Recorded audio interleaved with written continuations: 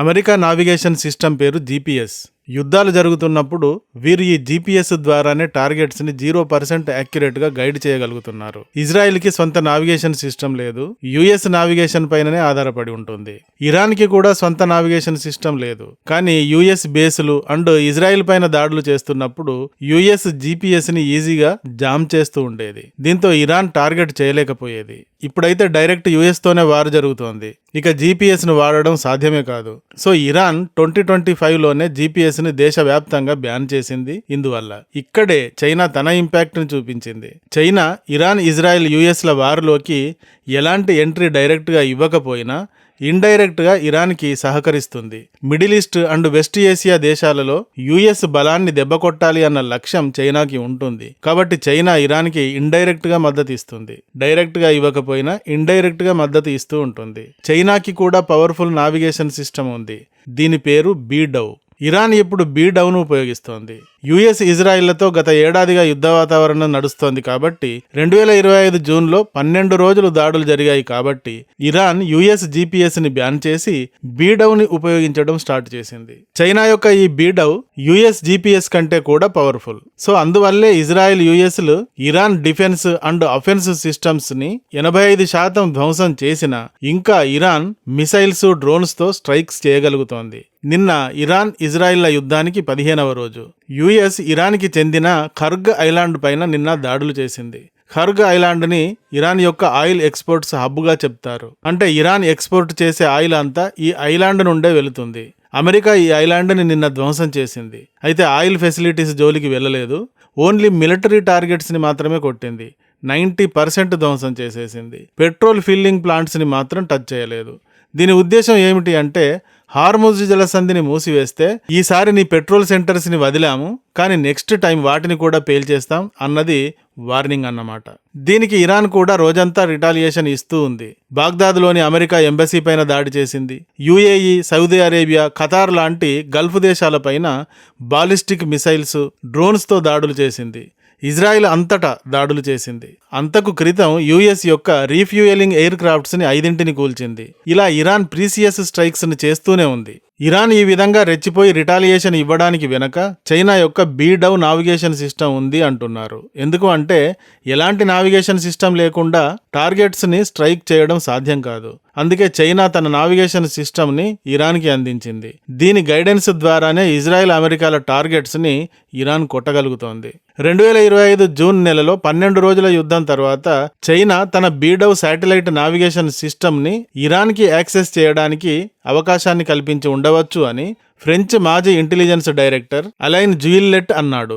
అందుకే ఈ 15 రోజుల యుద్ధంలో ఇరాన్ దాడులు ప్రపంచానికి ఆశ్చర్యాన్ని కలిగిస్తున్నాయి. ఇజ్రాయెల్ అండ్ యుఎస్ల దాడులను గురించి విస్మయంగా చెప్పుకోవడానికి బదులు ఇప్పుడు ఇరాన్ చేస్తున్న దాడులను గురించి ఎక్కువగా చెప్తున్నారు. ఫిబ్రవరి 28వ తేదీన ఇజ్రాయెల్ తన మొదటి దాడిలో అలీ ఖమేనీతో పాటు టాప్ లీడర్స్ ని అనేక మందిని లేపేసిన తర్వాత ప్రతీకారంగా ఇరాన్ చాలా స్ట్రైక్స్ చేసింది. చాలా ఖచ్చితత్వంతో చేసింది.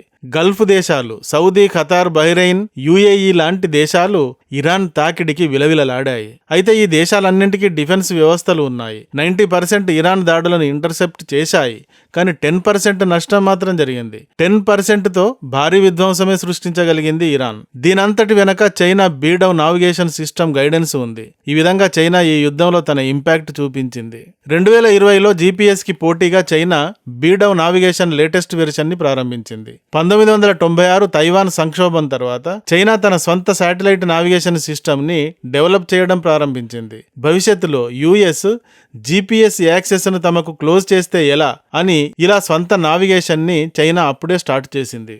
ప్రస్తుత యుఎస్ యొక్క జీపీఎస్ సిస్టమ్ 24 శాటిలైట్స్ నుండి తీసుకునే డాటా ఆధారంగా పనిచేస్తుంది. చైనా మాత్రం 45 శాటిలైట్స్ నుండి డాటా తీసుకుని పనిచేస్తుంది.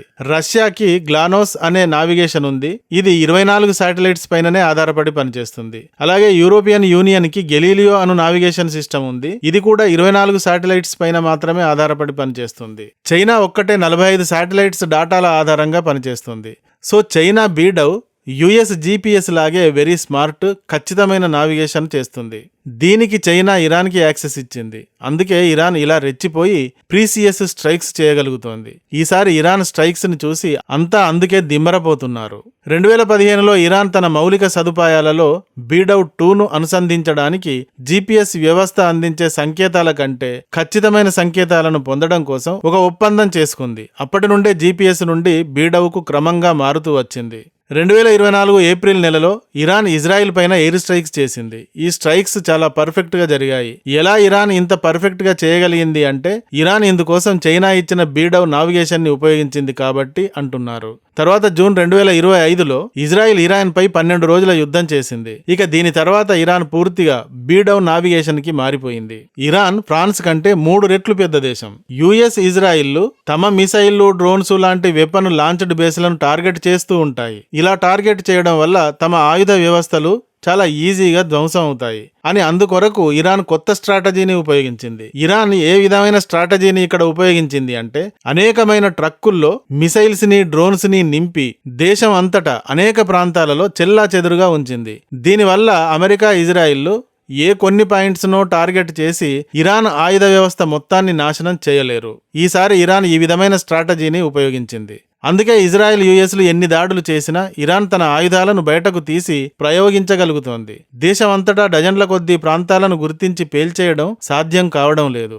6,000 కంటే ఎక్కువ ప్రాంతాలను టార్గెట్ చేశామని ఇజ్రాయెల్ చెప్తోంది. అయినప్పటికీ కూడా ఈ విధమైన కొత్త స్ట్రాటజీ వల్ల ఇరాన్ స్ట్రైక్స్ చేయగలుగుతోంది. అయితే అనేక ప్రాంతాలలో నిల్వ చేసిన తమ ఆయుధాలను యాక్టివేట్ చేయడానికి, ప్రయోగించడానికి, టార్గెట్స్ ని యాక్యురేట్ గా డిటెక్ట్ చేయడానికి ఇరాన్ తమ మిసైల్స్ లో, డ్రోన్స్ లో చైనా యొక్క బీడౌన్ ఏర్పాటు చేసింది. ఇలా చైనా ఈ యుద్ధంలో తన బీడౌని ఇరాన్కి ఇవ్వడంతో యుద్ధంలో తన పాత్రను పోషిస్తోంది. ఈ యుద్ధంలో డైరెక్ట్ గా చైనా ఇన్వాల్వ్మెంట్ ఉన్నట్టుగా కనబడకపోయినా ఇండైరెక్ట్ గా సపోర్ట్ ఇస్తోంది అని అందరికీ తెలిసిన విషయమే. హ్యుమానిటేరియన్ హెల్ప్ పేరుతో $2 లక్షల ఎమర్జెన్సీ ఫండ్ ని ఇరాన్ రెడ్ క్రీసెంట్ కి ఇచ్చింది. డ్రోన్స్ విడిభాగాలను సీక్రెట్ గా పంపిస్తోంది. CM-302 super sonic anti ship missiles ని డీల్ చేసుకుంటోంది. యాంటీ స్టెల్త్ రాడార్స్ HQ-9B లాంటి సిస్టమ్ ని కూడా సప్లై చేస్తున్నట్టు కొన్ని రిపోర్టులు ఉన్నాయి. ఈ విధంగా చైనా ఈ వార్లో డైరెక్ట్ గా ఇన్వాల్వ్ కాకపోయినా గల్ఫ్ లో యుఎస్ ప్రభావాన్ని తగ్గించడానికి చైనా తనకు సాధ్యమైనంత తాను చేస్తుంది అనేదైతే అందరికీ తెలిసిన విషయమే. చైనా బీడౌ నావిగేషన్ వల్ల ఇరాన్ ఇలా చెలరేగిపోయి ప్రపంచం ఆశ్చర్యపోయేలా ఇజ్రాయెల్, యుఎస్లు కంగు తినేలాగా దాడులు చేయగలుగుతోంది. అయితే ఇరాన్ స్ట్రైక్స్ సామర్థ్యం ప్రస్తుతం 92% తగ్గిపోయి యుద్ధం మొదలైన మొదటి రోజుల్లో 100ల కొద్దీ స్ట్రైక్స్ చేసిన ఇరాన్ ఇప్పుడు చాలా తక్కువగా చేస్తోంది. త్వరలో ఇరాన్ తన స్ట్రైకింగ్ సామర్థ్యాన్ని పూర్తిగా కోల్పోతుంది అంటున్నాడు ట్రంప్. అయితే మరి ఏం జరుగుతుంది? ఇరాన్ ఎప్పటి వరకు పోరాడగలుగుతుంది? చైనా ఇంకా ఏమైనా ఇరాన్కి అందించి యుద్ధంలో ఇరాన్ని నిలబెట్టగలుగుతుందా? చూడాల్సి ఉంది. ఈ వీడియో కానీ నచ్చితే ఒక లైక్ ఇవ్వండి. అలాగే ఇంతవరకు మా ఛానల్కి సబ్స్క్రైబ్ చేసుకున్నట్టయితే వెంటనే సబ్స్క్రైబ్ చేసుకోండి. ఇలాంటి వీడియోల నోటిఫికేషన్స్ కొరకు బెల్ ఐకాన్ని కూడా క్లిక్ చేయండి. Thank you for watching. జై హింద్, జై భారత్.